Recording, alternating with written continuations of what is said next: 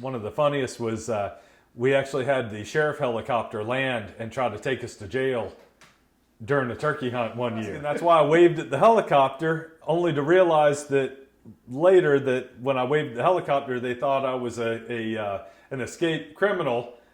Yeah, because the federal pen. The federal prison is right up the road. Yeah. And this guy had not escaped, but they had arrested him breaking into one of the hunting clubs out here in the country.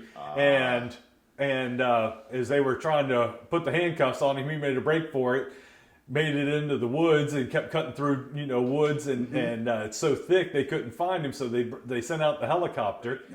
And here comes the helicopter for the 50th time. I'm like, that's it, Mike. I'm like, they must see us on camera or something. I'm like, let me just step out in the opening and wave to them, and they'll see we're turkey hunting and go on. Right. Well, as he went over at just treetop level, I stepped out from under the trees and waved at him. Mm-hmm. And when I did, I thought it looked like he was crashing, but what it was a very crazy semi-controlled landing into the field that we were headed to hunt. He just kind of went and landed. They come out of the helicopter with the AR-15s on the run.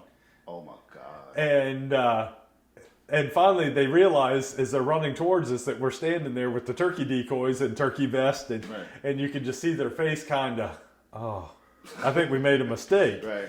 And so they're kind of meandering back to the helicopter, rotor still running. Mike and I are just standing there kind of looking at each other like, what do we do?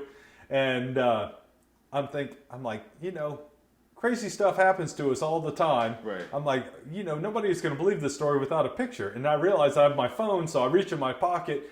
I pick up my phone to take a picture of the helicopter.